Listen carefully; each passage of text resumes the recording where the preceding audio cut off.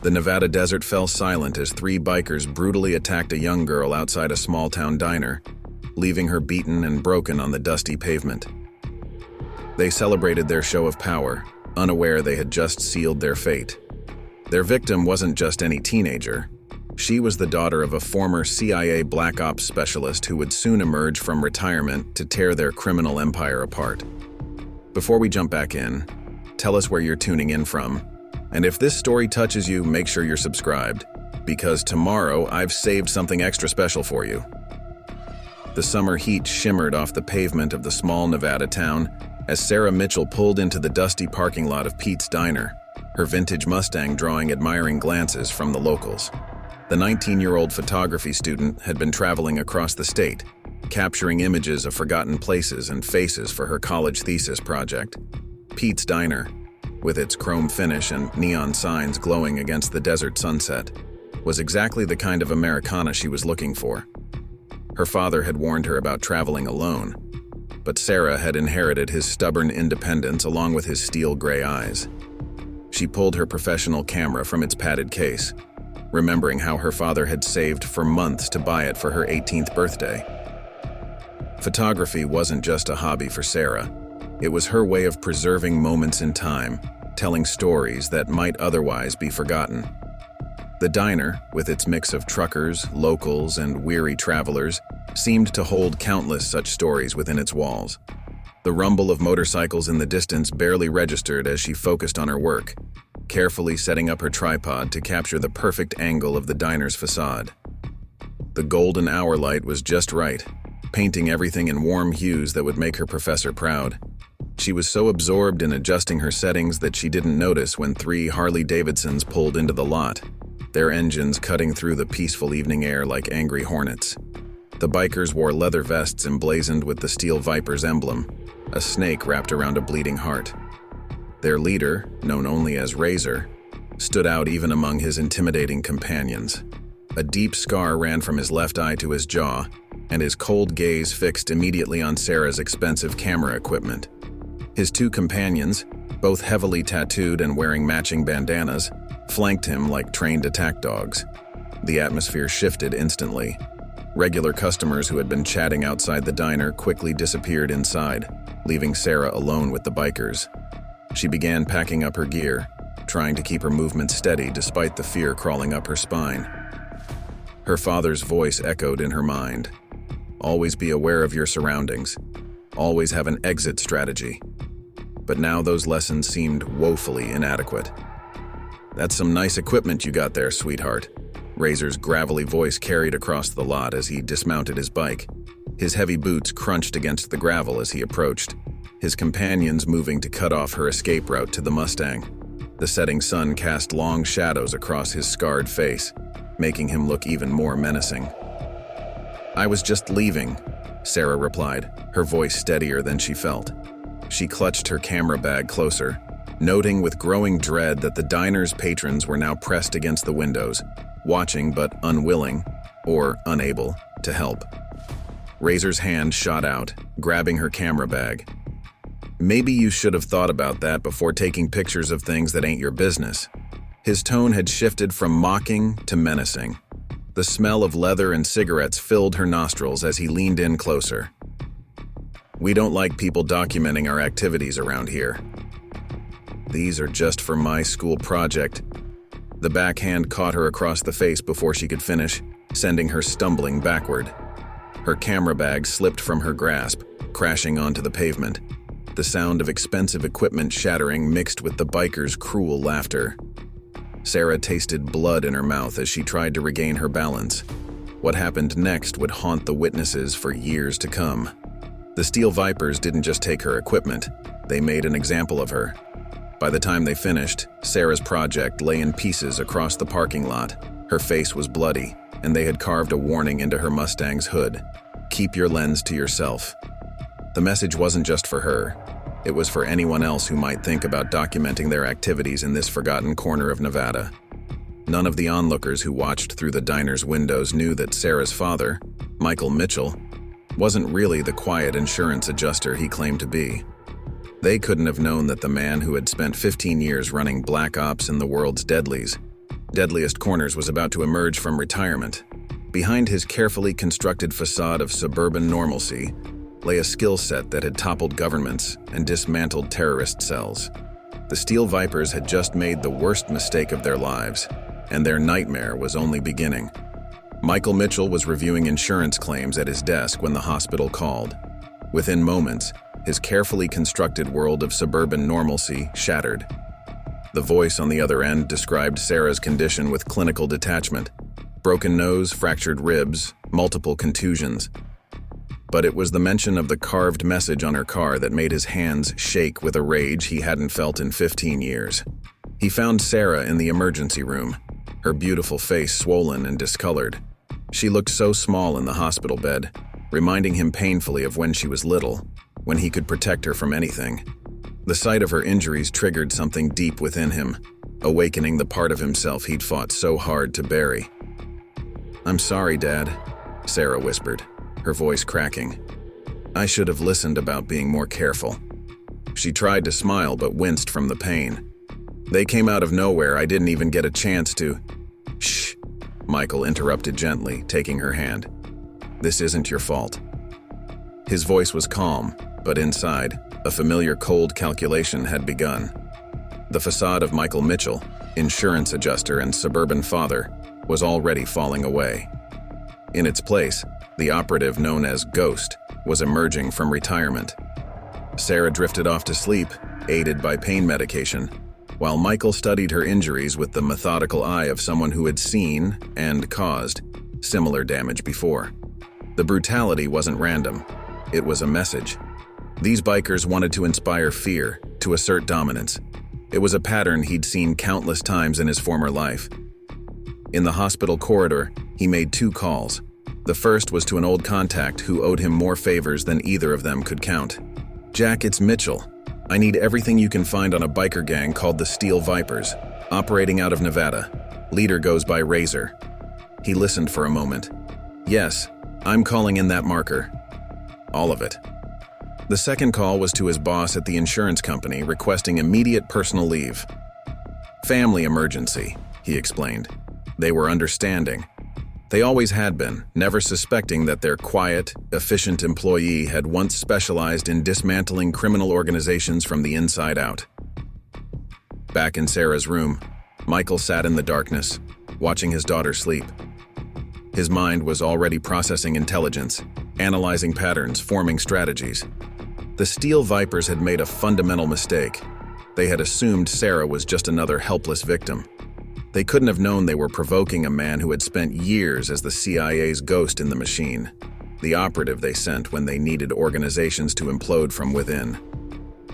A nurse came in to check Sarah's vitals, pausing at the sight of Michael's expression. "Sir, are you all right?" Michael smiled, the same warm, forgettable smile he'd perfected over years of blending in. "Just worried about my little girl," he replied. The nurse nodded sympathetically and left, never suspecting that she had just witnessed the last moment of Michael Mitchell, insurance adjuster. From now on, he would be Ghost again, the operative who had earned his code name by becoming whatever he needed to be to complete his mission. As dawn broke over the hospital, Michael's phone buzzed with a message from Jack. The Steel Vipers file was ready. Michael took one last look at Sarah, remembering all the times he'd promised himself he'd never return to his old life. But watching his daughter's chest rise and fall, seeing the bruises that marked her face, he knew there was no choice. The Steel Vipers had brought this on themselves. They had hurt his daughter, thinking she was defenseless. Now they would learn what it meant to provoke a ghost. He kissed Sarah's forehead gently and stepped out of the room. By the time the sun had fully risen, Michael Mitchell had disappeared, and Ghost was on the hunt. The Steel Vipers were about to discover that their real nightmare was just beginning, and it would come from a shadow they never saw coming. The Steel Vipers compound lay 40 miles outside of Las Vegas, a sprawling collection of buildings surrounded by desert and chain-link fences. Ghost sat in his rented pickup truck studying the compound through high-powered binoculars. His old contact Jack had provided more than just intelligence. He'd delivered detailed surveillance photos, membership lists, and most importantly, the gang's connection to a sophisticated drug trafficking operation. 2 days of observation had revealed their patterns. The Vipers weren't just thugs. They were organized, running methamphetamine across state lines with military precision. Razor, Ghost discovered, was more than a common criminal. He was ex-military, dishonorably discharged after a violent incident in Afghanistan. That explained the structured nature of his operation and provided the perfect angle for infiltration. Ghost had already crafted his cover identity: Marcus Kane, a former Army Ranger turned gun for hire. The background would withstand scrutiny. Jack's team had planted just enough digital breadcrumbs to make it believable. Now watching 2 Vipers patrol the perimeter, Ghost checked his burner phone. The message he'd been waiting for appeared. "Your reputation has reached the right ears. They're expecting you." He adjusted the leather vest he wore, making sure the combat scars on his arms were visible, carefully crafted marks that supported his story. The Desert Eagle at his hip wasn't for show. It was loaded with the same hollow points he'd carried on his last CIA operation. Some habits died hard. The guards at the gate wore their arrogance like armor. Ghost recognized the type: men who mistook cruelty for strength. He pulled up in his truck, letting them make the first move. "You Kane?"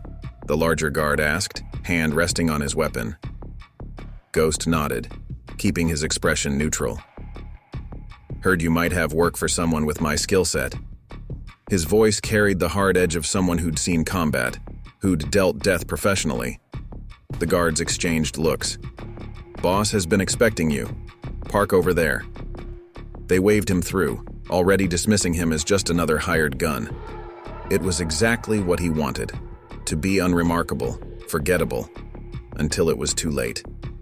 Inside the compound, Ghost took in every detail. 23 men, heavily armed, security cameras covering the main building, a makeshift lab in the back. And there, in the center of it all, was Razor, the man who had hurt Sarah.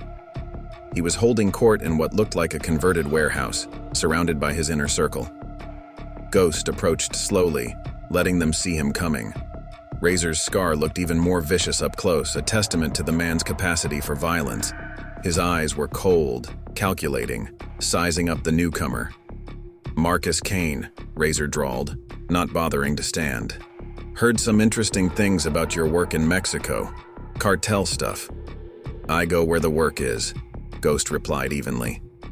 Every word, every gesture was calibrated to project the image of a competent but unambitious mercenary, someone useful but not threatening. Razor leaned forward. "Well, we might have something that suits your talents. Got a shipment needs protecting. High-value cargo, lot of interested parties." He paused, studying Ghost's reaction. "But first, you'll need to prove yourself." "What did you have in mind?" A cruel smile spread across Razor's face. "There's a local cop been causing trouble. Need him to understand it's bad for his health. Nothing fatal. Just a message." Ghost nodded, keeping his expression neutral while his mind raced. This was better than he'd hoped. A chance to feed information directly to law enforcement while maintaining his cover. Point him out, consider it done. As Razor detailed the job, Ghost was already planning 3 moves ahead. The cop would be warned, evidence would be gathered, and the Vipers would never see their destruction coming. Each step would be calculated precise, just like the operations he'd run for the CIA. But watching Razor laugh about his message to Sarah, Ghost felt a familiar coldness settle in his chest. These men hadn't just hurt his daughter. They'd awakened something they couldn't possibly understand. And as he left the compound that evening, Ghost allowed himself a small smile. The operation had begun, and the Steel Viper's days were numbered. They just didn't know it yet. The cop turned out to be Detective James Martinez, a 15-year veteran who had gotten too close to uncovering the Viper's distribution network. Ghost met him in an abandoned parking garage at midnight, far from any surveillance cameras or prying eyes. "You're not really here to hurt me, are you?" Martinez asked, his hand hovering near his concealed weapon. Ghost handed him a thick envelope. "Inside is everything you need to know about the Viper's operation. Drug routes, names, contacts. But for this to work, I need you to play along. Tomorrow you'll appear with a black eye and a warning to back off. You'll tell your superiors you're dropping the investigation." Martinez flipped through the documents, his eyes widening. "This is more than we've gathered in months. Who are you, really? Someone with a vested interest in seeing the Vipers fall. Can you sell the injury?" The detective nodded. "Did amateur boxing in college. I can make it look good." The next morning, Ghost returned to the compound. Razor was waiting, a satisfied smirk on his face when he saw the detective's injury on the morning. "News clean work," Razor commented, clapping Ghost on the shoulder. "No traces, just like your reputation promised. Welcome to the family." Over the next week, Ghost immersed himself in the Vipers operation. He learned their routines, their weaknesses, their dependencies. He identified the power players, Razor's right-hand man Snake, the accountant they called Numbers, and the tech expert Cypher. Each had their own ambitions, their own resentments. Perfect pressure points for what was to come. He started with Numbers, catching him skimming from the operation's profits. Instead of exposing him, Ghost helped cover his tracks, while ensuring evidence of the theft would lead back to Snake. The seeds of discord were planted. During a major drug run, Ghost volunteered to handle security. He orchestrated a random police checkpoint that cost the Vipers a significant shipment. The blame fell on Cypher's intelligence failure, straining his relationship with Razor. But it was during a late-night strategy session that Ghost found his perfect opening. Razor, drunk on power and whiskey, began bragging about past messages they'd delivered, including what they'd done to Sarah. "You should have seen her face," Razor laughed, mimicking Sarah's terror.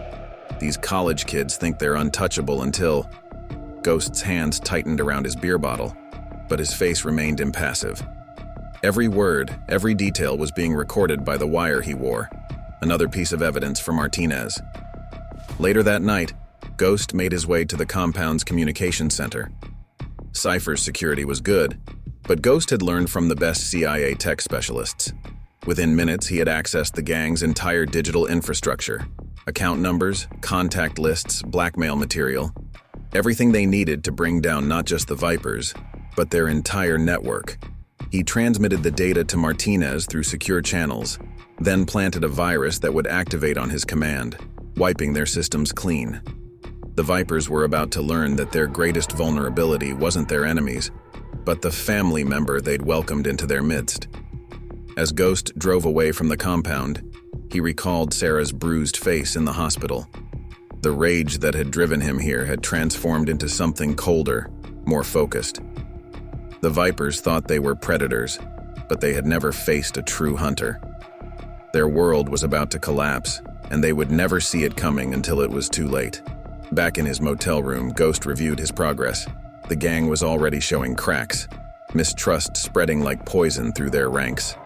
Soon, he would activate the final phase of his plan.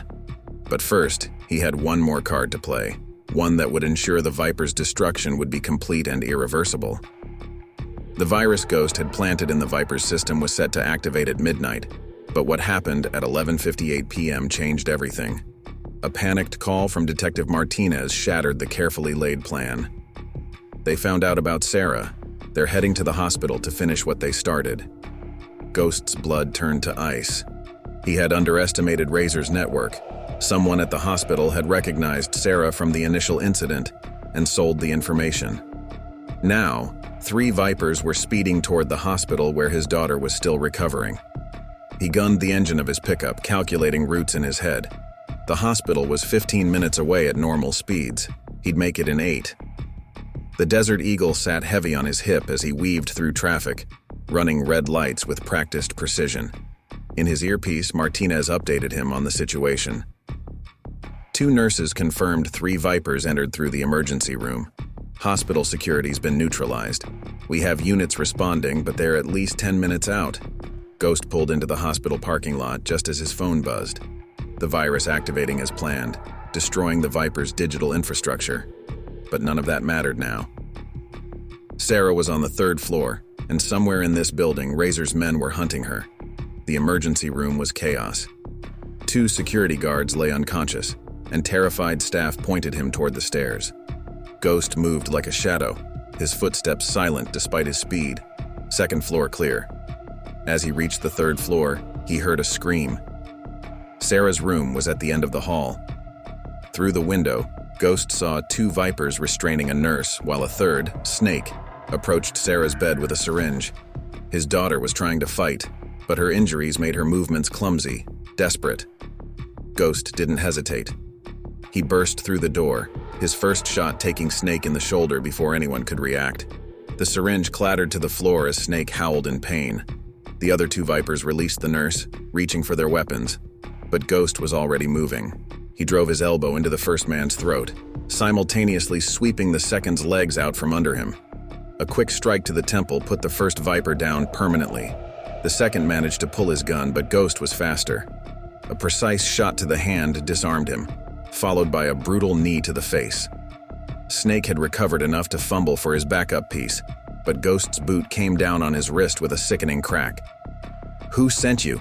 Ghost demanded, though he already knew the answer.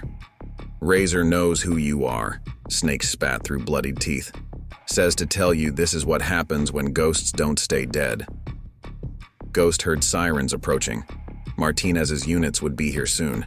He zip-tied the surviving vipers, checked on Sarah, who was shaken but unharmed, and disappeared before the police arrived. Back in his motel room, Ghost reviewed the night's events. Razor had made his move, but he'd failed. Now it was Ghost's turn. The virus had done its work, destroying the Viper's communications and financial records. The evidence he'd gathered was already in Martinez's hands, but Razor's attack on Sarah had changed the game. Ghost opened his laptop, accessing the final file he'd extracted from the Viper's system. It contained Razor's deepest secret, the real reason for his dishonorable discharge, involving the massacre of civilians in Afghanistan. With a few keystrokes, Ghost sent the file to every law enforcement agency and news outlet in 3 states. By morning, the Steel Vipers would be in chaos, their operations exposed, their leader's true nature revealed to the world. But for Ghost, that wasn't enough anymore. Razor had made this personal, again. The time for subtle manipulation was over. He checked his weapons, remembering Sarah's terrified face as Snake approached her with the syringe. Razor needed to understand what it truly meant to provoke a ghost. Tonight, the hunter would become the prey, and the Nevada desert would witness a reckoning that would be whispered about in criminal circles for years to come. The compound was in chaos when Ghost arrived. News of Razor's war crimes had spread like wildfire, and the failed hospital hit had shattered the gang's confidence. Through his scope, Ghost watched gang members frantically loading bikes and vehicles, preparing to scatter like rats from a sinking ship. But Razor wasn't running.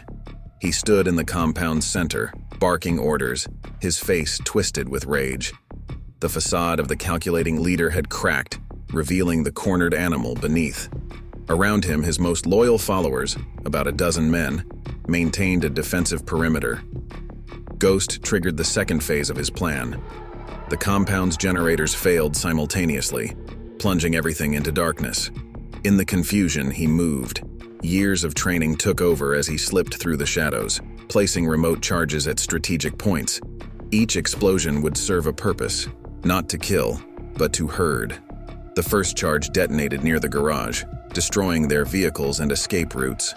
The second followed seconds later at the weapons cache, the blast illuminating terrified faces as men scrambled for cover. Ghost moved through the chaos like a wraith, systematically isolating his targets. "Find him," Razor's voice carried over the confusion. "I want his head." But Ghost was already among them. The first 2 guards went down silently, precise strikes rendering them unconscious. The third managed to raise his gun before a thrown knife found his shoulder, his scream lost in the general pandemonium. Through his night vision goggles, Ghost watched Razor's remaining men cluster together, back to back, firing blindly into the darkness. Amateur move. He triggered the next charge, the explosion sending them scattering in predictable directions. One by one, Ghost picked them off. A throat strike here, a precise blow to the temple there. Each man fell silently, adding to the growing fear.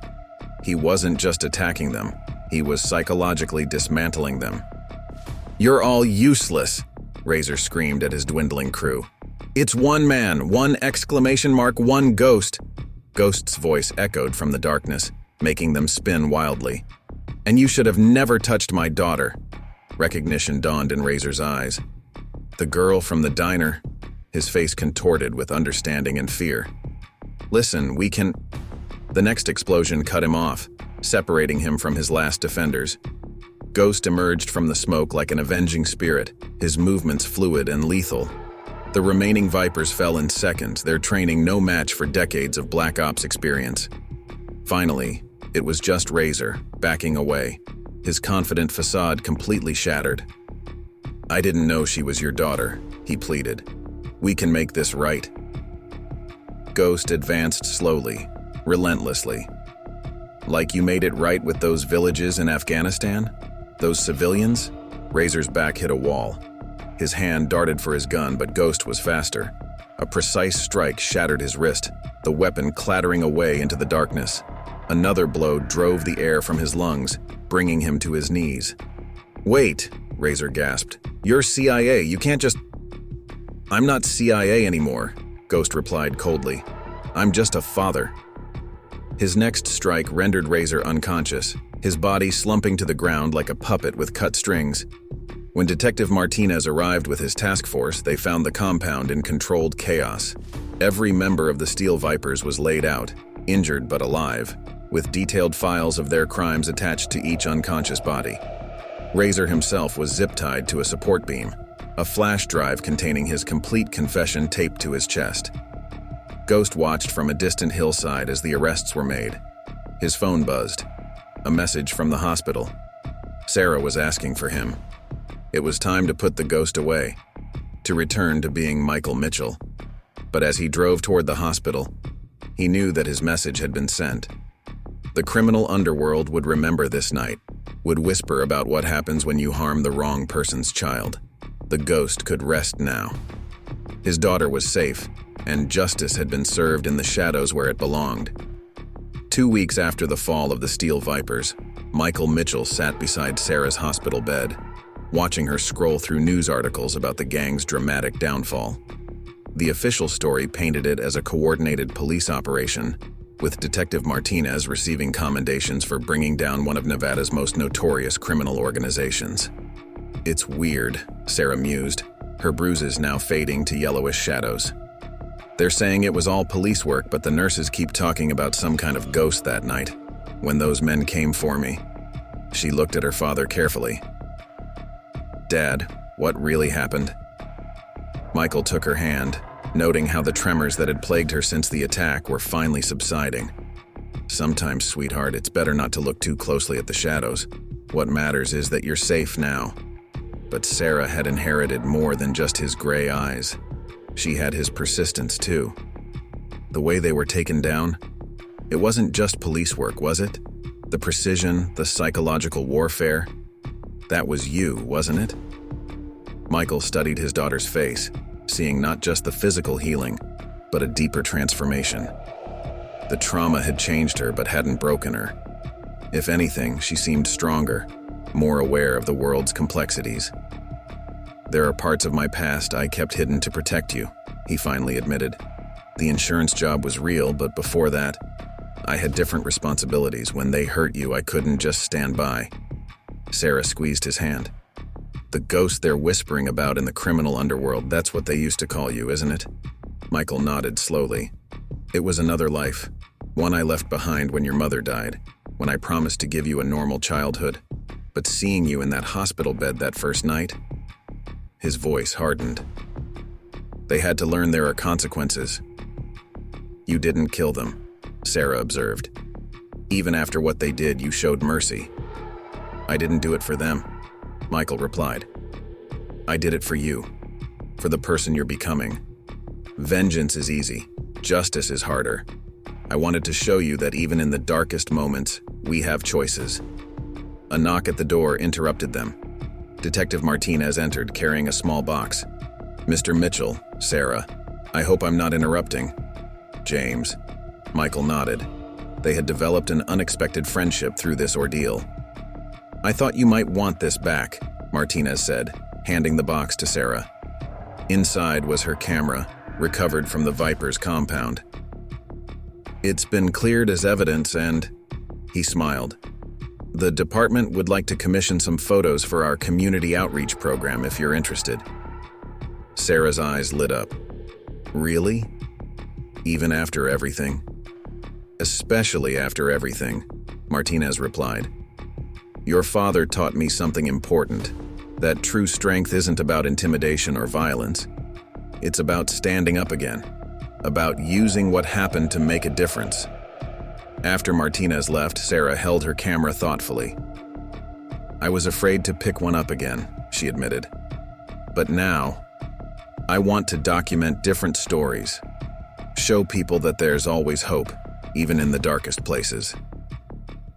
Michael watched his daughter testing her camera settings, seeing not the victim from the diner parking lot, but a survivor growing stronger from her experience. The ghost could truly rest now, its purpose served. Dad? Sarah looked up from her camera. Thank you. Not just for, but for showing me that we don't have to let the darkness win. Later that evening, as Michael drove them home from the hospital, he reflected on the changes in both their lives. The Steel Vipers were finished, their remnants scattered and broken. Razor's war crimes had been exposed, ensuring he would never see freedom again. But the real victory wasn't in the destruction of their enemies. It was in the healing he saw in Sarah's eyes, in her determination to turn trauma into purpose. The ghost had emerged from retirement for vengeance, but in the end, it had served a higher purpose. It had shown Sarah that justice was possible, that evil didn't have to triumph, and that sometimes the darkest chapters of our lives could lead to the brightest beginnings.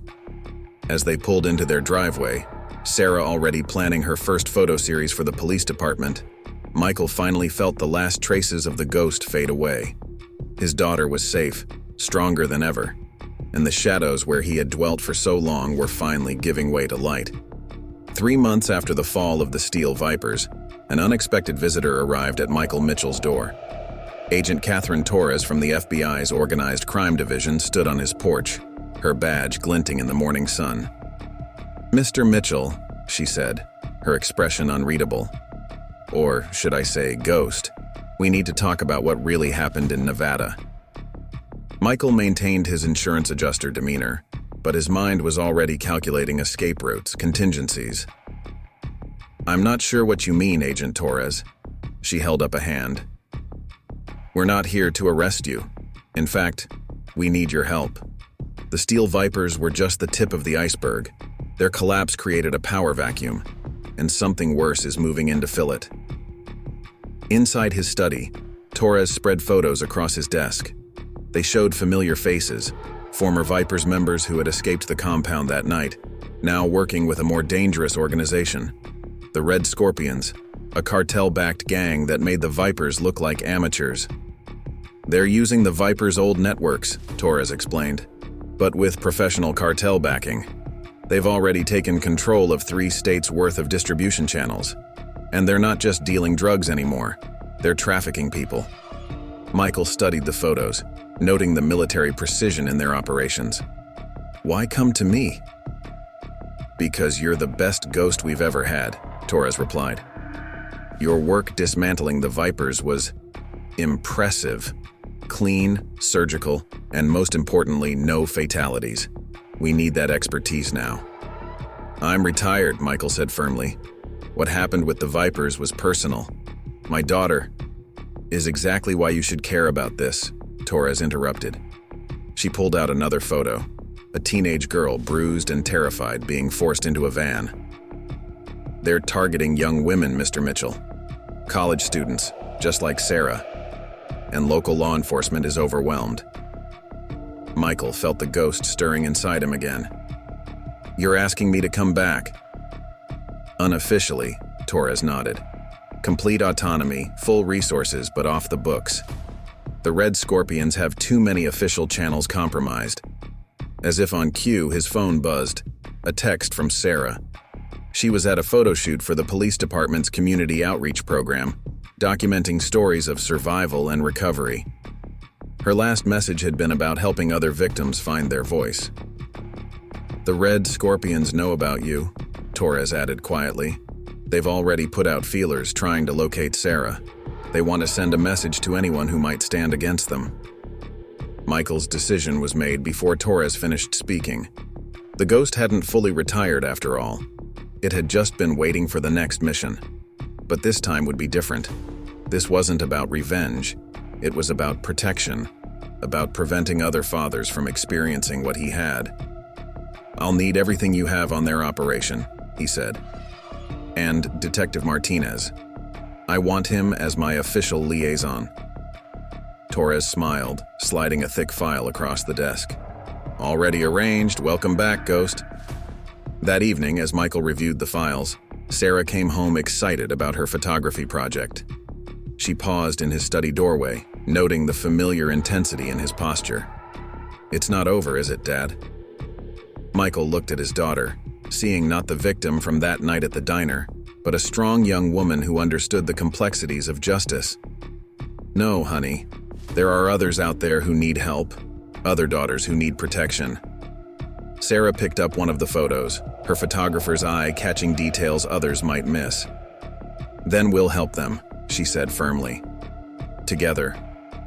Michael raised an eyebrow. "Sarah, this isn't your fight." "It became my fight the moment they attacked me," she replied. "I can help, Dad. My camera, it can tell the stories that need to be told. Document the evidence you need. Let me be part of this." Looking at his daughter, Michael saw something he hadn't expected. A partner. Not in the violence or the shadows, but in the greater mission of justice. The ghost might work alone, but perhaps Michael Mitchell didn't have to. As they began planning, Michael realized that his greatest mission wasn't just about taking down criminals. It was about building a legacy of justice that would outlive the ghost itself. The Red Scorpions were about to learn that lesson, one shadow at a time. 8. The Red Scorpions' operation dwarfed anything the Steel Vipers had built. Michael studied the surveillance photos Sarah had taken from seemingly innocent photography positions near their suspected warehouses.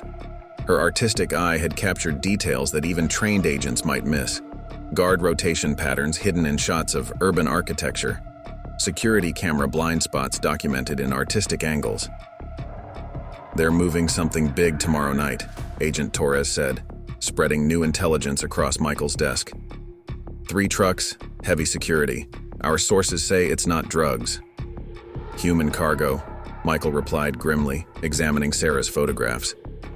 "The warehouse has ventilation systems that were recently modified. They're keeping people in there."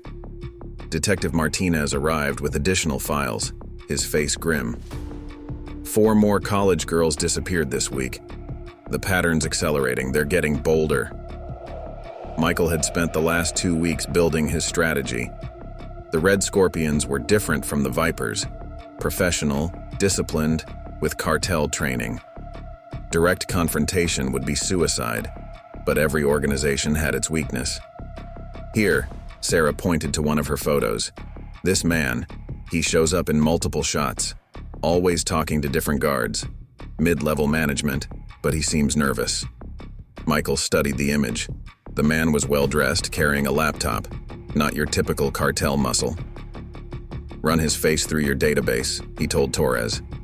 An hour later, they had a name. David Chen, former software engineer with a gambling problem.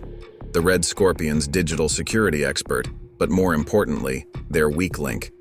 "He visits the Golden Palace Casino every Tuesday night," Martinez reported. "Always the high-stakes poker room." Michael's plan crystallized. "I need a wire, some startup cash, and a convincing backstory as a high roller." Torres raised an eyebrow. "You're going to gamble your way into their operation?" "I'm going to give Mr. Chen a way out of his debt," Michael corrected. "And in return, he's going to give us everything we need to shut them down."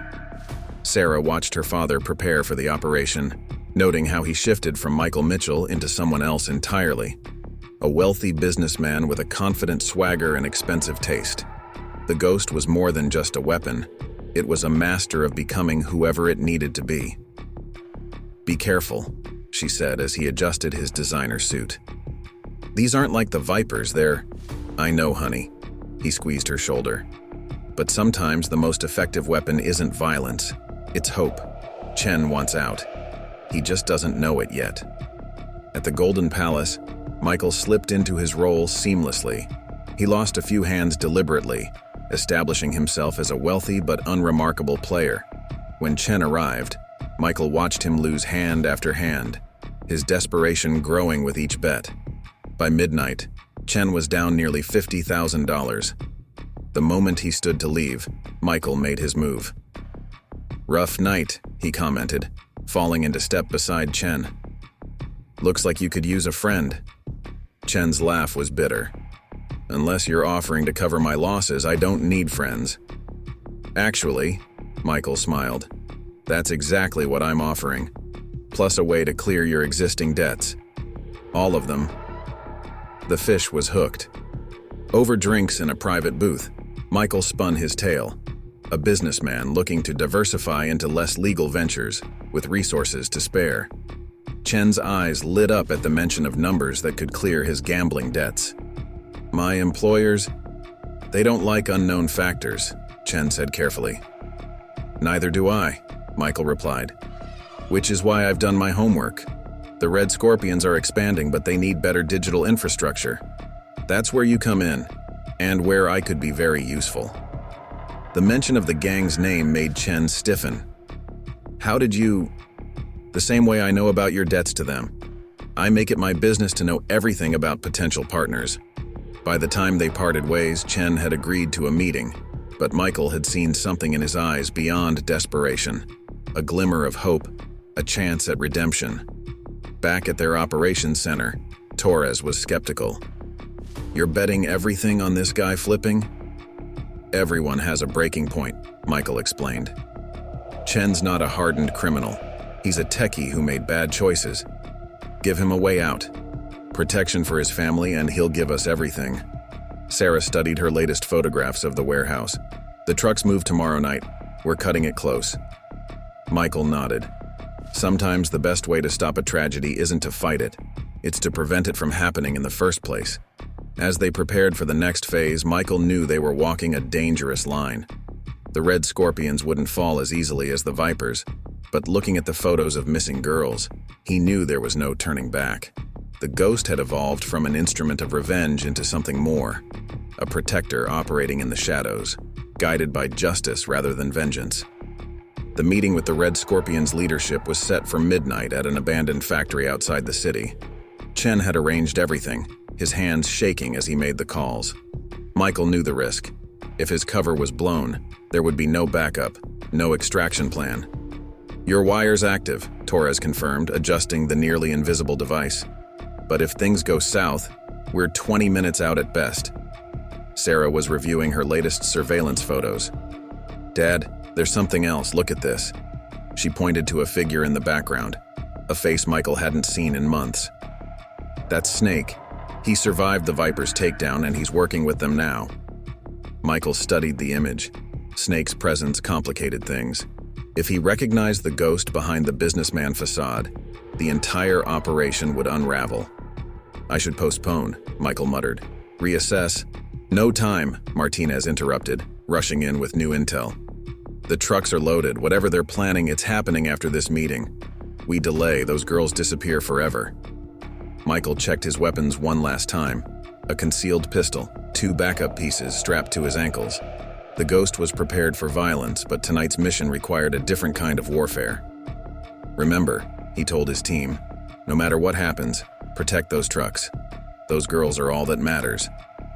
The factory loomed dark and massive as Michael pulled up in his luxury car. Chen waited at the entrance, fidgeting with his laptop. 2 armed guards patted them down. Professional, thorough. But they missed the carefully concealed weapons. Inside, the Red Scorpions' leadership gathered around a makeshift conference table. Their leader, Viktor Petrov, was a sharp contrast to Razor's brutal presence. Where Razor had ruled through fear, Petrov exuded a cold, corporate efficiency. And there was Snake standing in the shadows, his eyes narrowing as Michael entered. "Mr. Anderson," Petrov greeted him, using Michael's cover name. "Chen speaks highly of your investment potential." Michael took his seat, noting exits, weapons, angles of attack. I believe in being direct, Mr. Petrov. You have an infrastructure problem. I have resources. Let's discuss how we can help each other.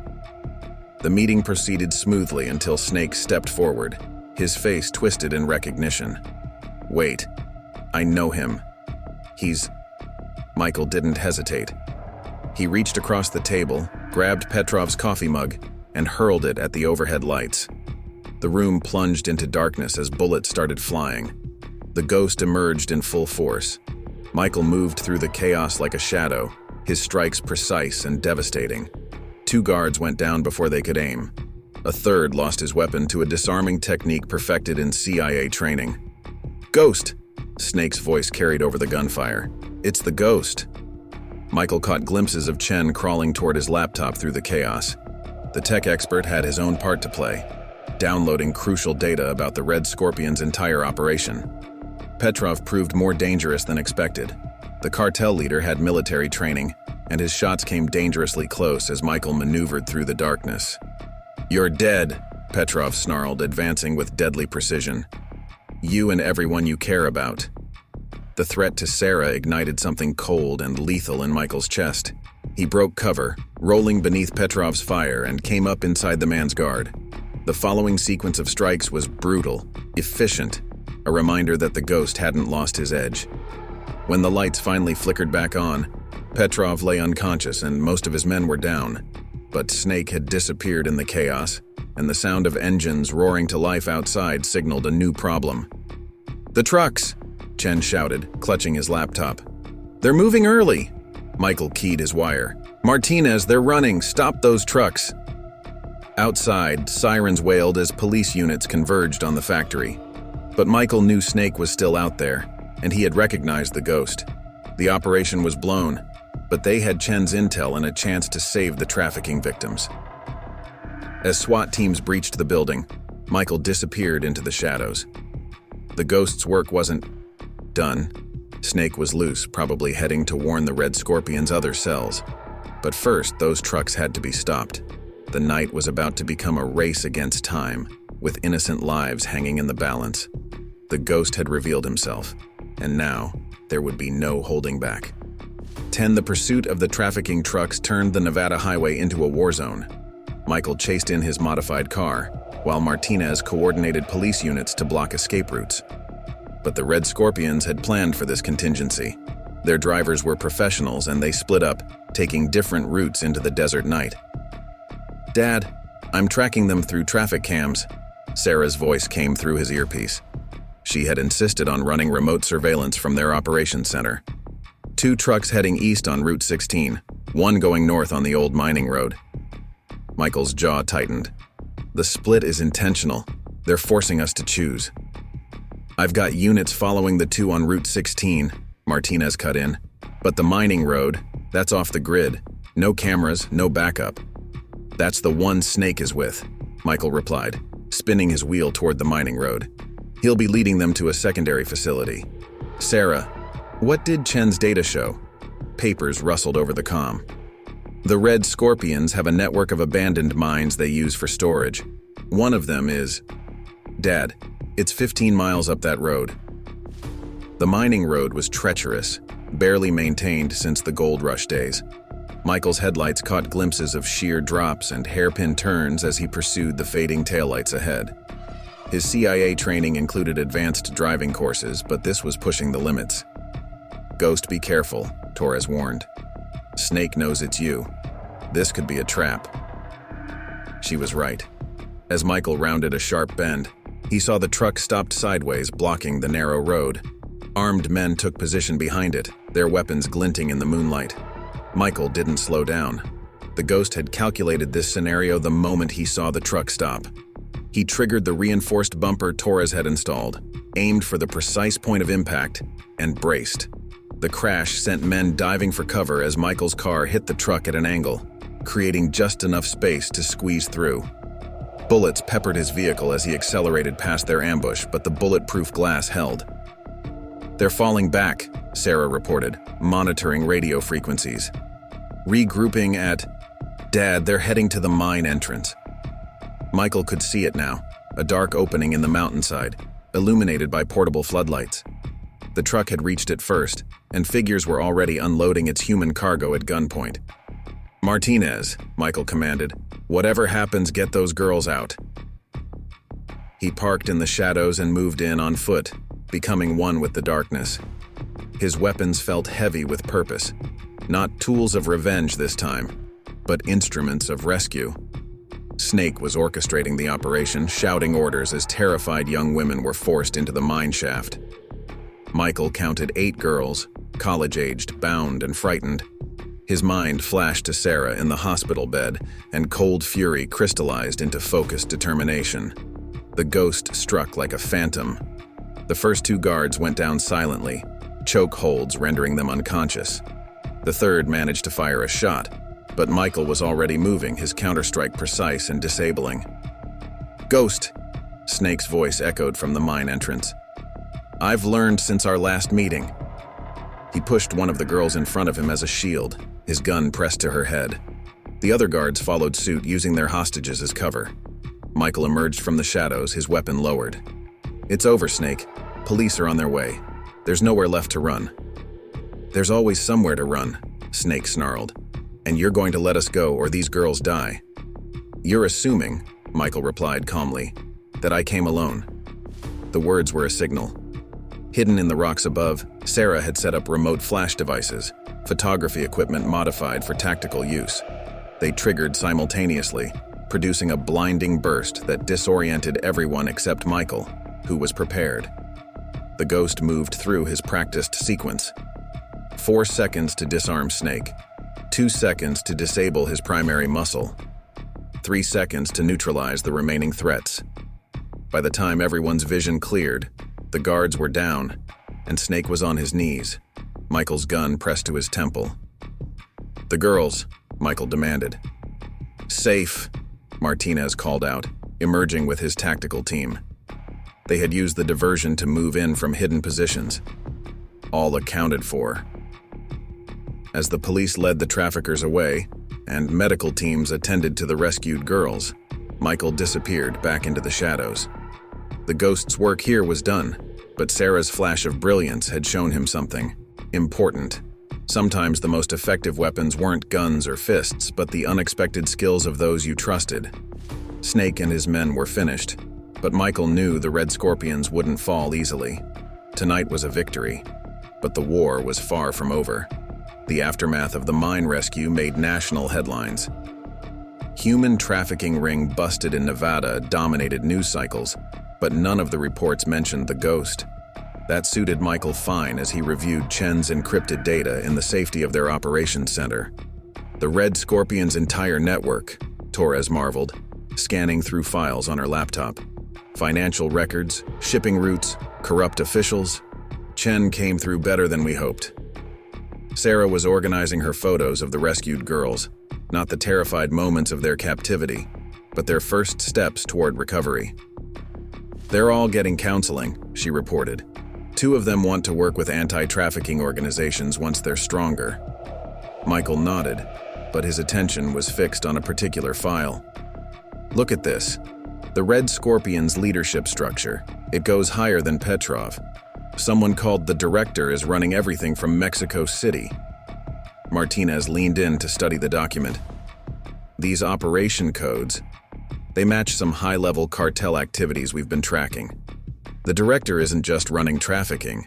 They're coordinating the entire criminal enterprise across 3 countries. And now they know about the ghost," Torres added grimly. "They won't take this lying down." As if confirming her words, Michael's secure phone buzzed. The message was simple. "Impressive work, Ghost. Let's talk. D." "The director," Sarah breathed, reading over his shoulder. "They're reaching out directly?" Michael's mind raced through scenarios. "They're trying to assess the threat, calculate whether to eliminate us or recruit you," Torres finished. "Your reputation is spreading. The ghost who dismantled 2 criminal organizations without a single fatality. Some people would pay a lot for those skills." The room fell silent as implications sank in. This wasn't just about survival anymore. It was an opportunity to strike at the heart of the organization. But the risks were astronomical. "No," Sarah said firmly, recognizing the look in her father's eyes. "It's too dangerous. They'll be expecting something like this." "Which is exactly why it might work," Michael replied.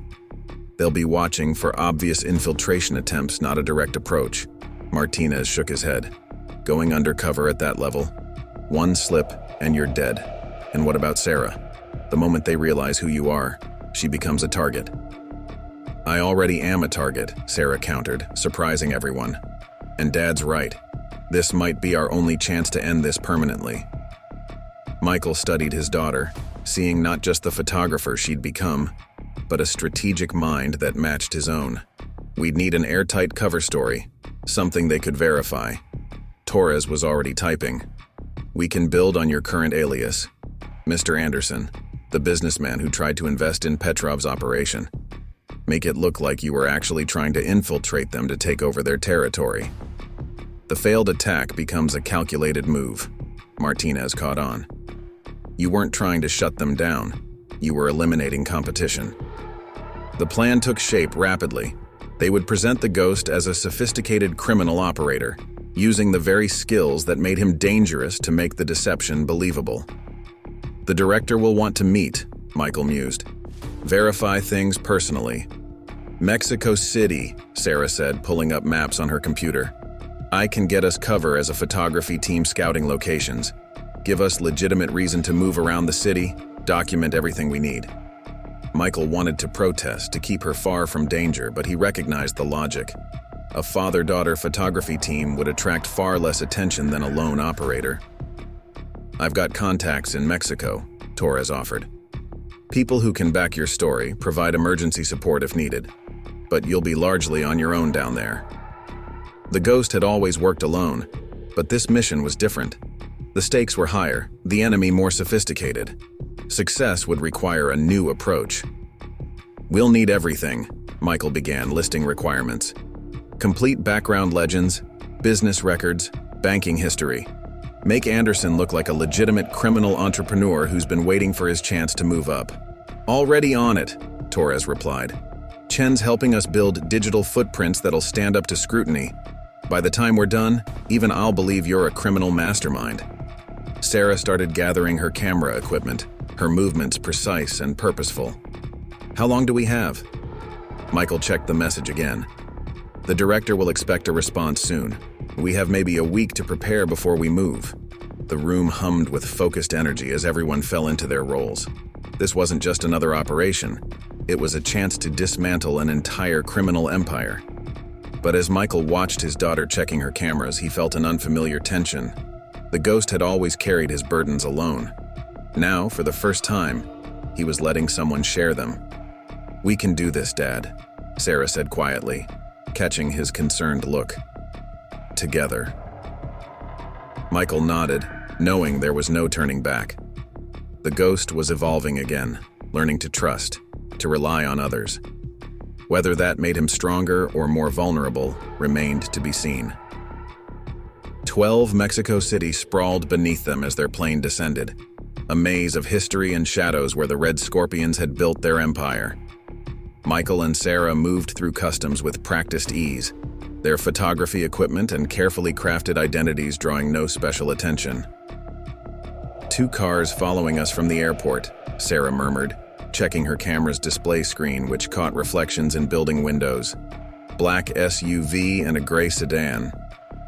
Michael nodded imperceptibly. "The director's people, making sure we arrived as promised." He'd responded to the message with carefully worded interest, positioning himself as an ambitious criminal entrepreneur seeking to expand his operations. Their hotel suite had been chosen for them, the luxurious peninsula where cartel business was conducted behind 5-star amenities. As they unpacked their equipment, Michael swept for surveillance devices. He found 3. "They're not even trying to hide them," he told Sarah through a pretense of discussing photography angles. "They want us to know we're being watched." Sarah began setting up her cameras near the windows, creating a legitimate cover for observing the street below. 2 more teams in the lobby, their rotating shifts. The ghost had taught her well. In the weeks of preparation, Sarah had absorbed his techniques for spotting surveillance, maintaining cover, and communicating securely. Her photography skills provided the perfect excuse to document everything they needed while appearing completely innocent. Their phones buzzed simultaneously. A dinner invitation from the director for that evening. The location was Pujol, one of Mexico City's most exclusive restaurants. "It's a test," Michael explained as they prepared, "seeing how we handle ourselves in their world." Sarah adjusted her evening dress, a camera still hanging naturally around her neck. "I remember the protocols. If anything feels wrong, we walk away," Michael finished. "No matter what." The restaurant was a study in elegant discretion. Their host, a striking woman in her 50s with steel gray hair, sat at a corner table with perfect sightlines of all entrances. Michael recognized her immediately from Chen's files, Diana Reyes, known to most only as the director. "Mr. Anderson," she rose gracefully to greet them, "and this must be your lovely daughter. Please, join me." The dinner that followed was a masterclass in subtle interrogation. Every question, every observation was designed to probe their story, test their responses. The director was sophisticated, intelligent, and utterly ruthless behind her refined exterior. "Your work with the Steel Vipers was particularly impressive," she noted, sipping wine. "Dismantling them from within, using their own weaknesses against them. And then poor Viktor Petrov, all to clear the way for your own expansion." Michael played his role perfectly. "Small-time operators with delusions of grandeur. I prefer to work with professionals. And yet you brought your daughter into this world." The director's eyes fixed on Sarah. "Quite a risk." Sarah met her gaze with carefully crafted confidence. "I prefer to document the real world, not just its pretty surface. Dad understands that." The director smiled, but it didn't reach her eyes. "You know, Mr. Anderson, some of my colleagues believe you're not who you claim to be. They think you might be a ghost, perhaps?" The moment hung dangerously. Michael laughed, exactly the right amount of amusement. "A ghost? One of those CIA bogeymen? Please, I'm a businessman. Admittedly one who operates in gray areas, but my interests are purely professional." "Of course," the director nodded. "Still, you understand we must be careful. Trust is earned in our world. Which is why," Michael produced a flash drive, "I brought a gesture of good faith. Details of 3 DEA operations targeting your routes through Arizona, obtained at considerable expense." The director's eyebrows rose slightly. The information was real, provided by Torres through secure channels. It would prove accurate enough to be valuable while not compromising any active investigations. "Impressive," she admitted.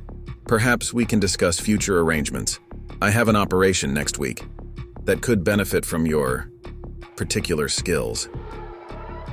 As they left the restaurant, both Michael and Sarah maintained their composed facades.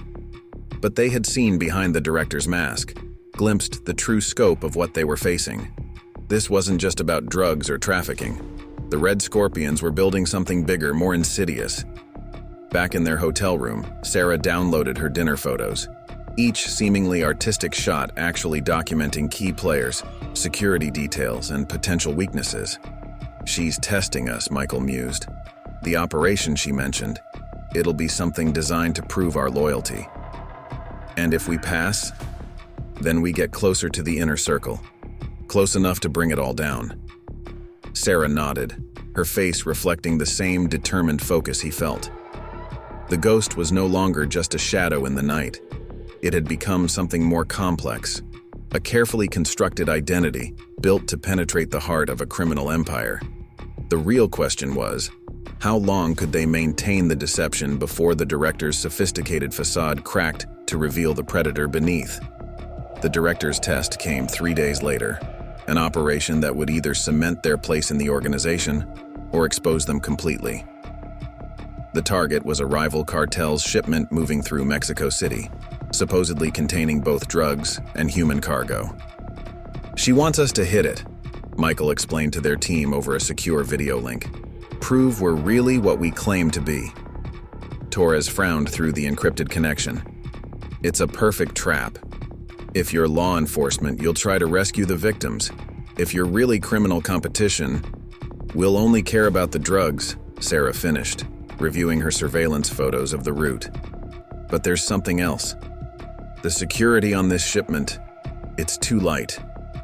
Michael nodded. Because there are no actual trafficking victims. The director's making sure we can't play hero without exposing ourselves. The ghost had taught Sarah well. She'd spotted the same inconsistencies he had, the patterns that didn't quite fit. This wasn't just a test of their abilities, it was a test of their true nature. So, how do we play it? Martinez asked from his end of the connection. Michael's plan came together as he studied the route. We hit it exactly as a criminal organization would. Take the drugs, ignore any pretense of rescue, make it look like a pure profit operation. And if there actually are victims? Sarah's voice carried an edge. There won't be, Michael assured her. The director is too smart for that. She wants to see if we'll waste time looking for people who aren't there. The operation was set for midnight. Michael assembled a team from local contacts Torres had provided, professionals who understood their role in this dangerous theater.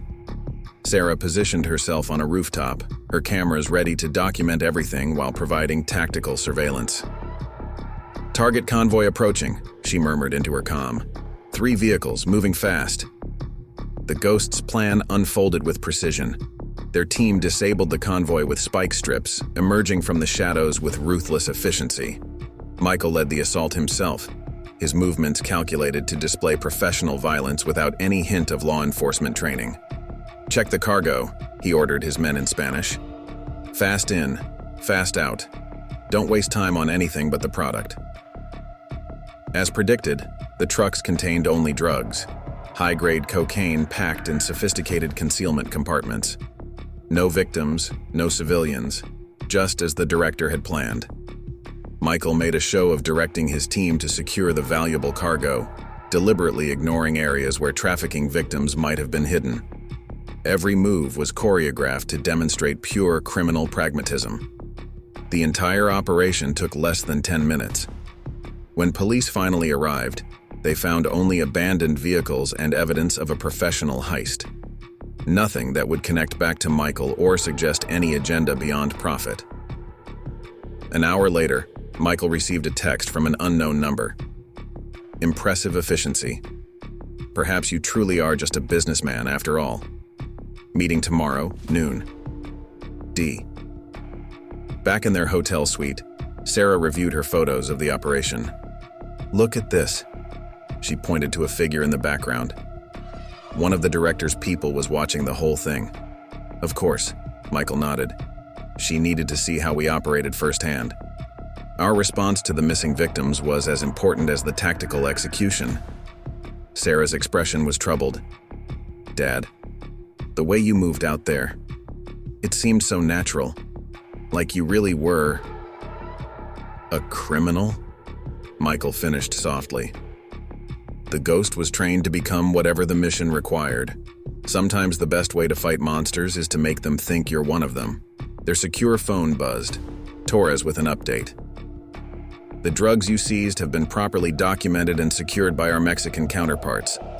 More importantly, Chen's decoded more of the director's files. What she's building, it's bigger than we thought. The Red Scorpions are attempting to unite the cartels under one umbrella, with her at the top. A criminal corporation, Michael mused. Legitimate businesses as fronts, professional management, corporate structure. She's trying to turn organized crime into a true multinational enterprise. And tomorrow she's inviting us into the inner circle, Sarah added, checking her equipment for the meeting. How do we play it? Michael watched the city lights below, thinking of how far they'd come from that night at Pete's Diner. The ghost had evolved from an instrument of revenge into something more complex, a scalpel aimed at the heart of a criminal empire. We play it exactly as she expects, he decided. She thinks she's recruiting a sophisticated criminal operator. Let's give her what she wants, right up until the moment we take it all down. Sarah nodded, her face reflecting the same determined focus he felt. Tomorrow would bring them one step closer to their goal, but also deeper into the director's web. The question was, who was really trapping whom? The director's private office occupied the top floor of a gleaming skyscraper in Mexico City's financial district. Michael and Sarah were escorted through layers of security that rivaled government facilities. Every detail reinforced the image of legitimate corporate power, the perfect facade for a criminal empire. Beautiful view, isn't it? The director stood at her floor-to-ceiling windows, surveying her domain. From up here, you can almost forget the darkness that flows through these streets. Almost. Michael played his role, admiring the skyline with calculated appreciation. Best view is always from the top. Indeed. She gestured for them to sit. Your performance last night was exemplary. Efficient, professional, focused solely on profit. You truly are a businessman, Mr. Anderson. Or should I say, ghost? The tension in the room crystallized. Michael kept his expression neutral, but his mind raced through scenarios. Sarah's hand tightened imperceptibly on her camera. The director smiled. Oh, don't worry. If I wanted you dead, we wouldn't be having this conversation. Actually, knowing who you really are makes you more valuable, not less. You knew all along, Michael stated. Of course. The question was, why would a legendary CIA operative stage such an elaborate infiltration? Now I understand. You're not trying to destroy us, you're trying to join us. She pressed a button, and screens lit up around the office, displaying surveillance footage of their operations against the Steel Vipers and Red Scorpions. Your methods are elegant. No unnecessary casualties, no collateral damage. You disable rather than destroy. These are corporate values, Mr. Mitchell. Values I respect. Michael allowed a carefully measured pause. You're proposing a partnership. I'm offering you evolution, the director corrected. The old world of brutal cartels and street gangs is dying. The future belongs to those who can operate in both shadows and light. Your daughter understands this, don't you, Sarah? Why else would you document everything so carefully? Sarah met her gaze steadily. Someone needs to record the changing of the guard. The director's smile widened. Exactly. Together we could transform the underworld, make it efficient, professional, minimize the needless violence. Your skills, my organization, we could build something unprecedented. As she spoke, Michael noticed Sarah's subtle hand signal. Through her camera's display, she had spotted movement in the building across the street. The ghost's instincts screamed a warning. An interesting proposal, Michael replied smoothly, buying time. But what guarantee? The window behind the director exploded. Sarah's warning had come just in time. Michael pulled her down as gunfire ripped through the office. The director's security team burst in, returning fire at the adjacent building. Rival cartels, the director spat, drawing her own weapon. They don't share my vision of the future. Michael's training took over. He moved through the chaos with practiced efficiency, securing the room while Sarah documented everything with her camera. The attack was sophisticated, coordinated, but something felt off. Through the broken window, Michael caught a glimpse of the attackers. Their movements were familiar. Military precision. This isn't a rival cartel, he realized. This is an internal coup. Your own people turned against you. The director's face hardened. Not mine. Yours. Understanding hit like a physical blow. Snake, the former Viper who had escaped, had rallied the old-school cartel elements who opposed the director's corporate vision, and now they were making their move. Sarah, get to the elevator, Michael commanded. Director, unless you want to die here, I suggest you come with us. They fought their way down through the building, the ghost's combat skills melding with Sarah's tactical photography and the director's ruthless efficiency. Each floor brought new challenges, but they moved like a well-oiled team. In the parking garage, they found Martinez waiting with an extraction team. We intercepted chatter about the coup, he explained. Figured you might need backup. The director surveyed the tactical team with new understanding. This whole operation, you were never trying to join us. You were positioning yourself to protect me when the coup came, because with me alive, we can dismantle the entire organization legally, Michael finished. Your corporate records, banking transactions, legitimate business fronts, everything needed to prosecute this through proper channels. Sarah lowered her camera, its memory cards full of evidence. No bloodshed, no power vacuum for worse elements to fill. Just the systematic dismantling of a criminal empire through the very corporate structure you built. For the first time, the director laughed, a genuine sound of admiration. The ghost indeed. You never wanted revenge or power. You wanted transformation. As federal agents swarmed the building, Michael watched his daughter organizing the evidence she had gathered. From that first night at Pete's Diner to this moment, they had evolved together. The ghost was no longer a solitary instrument of vengeance, but part of something larger, a force for calculated constructive change. The Red Scorpions would fall, but not in a blaze of violence. They would be dismantled methodically, their own corporate structure used against them, leaving behind a blueprint for dealing with organized crime in a new era. Sarah caught his eye and smiled. They had done it, father and daughter, ghost and photographer, working in light and shadow to transform the very nature of justice. The Nevada desert felt very far away now, but its lessons remained. Sometimes the most effective weapon isn't violence or revenge, but the patience to change the game entirely.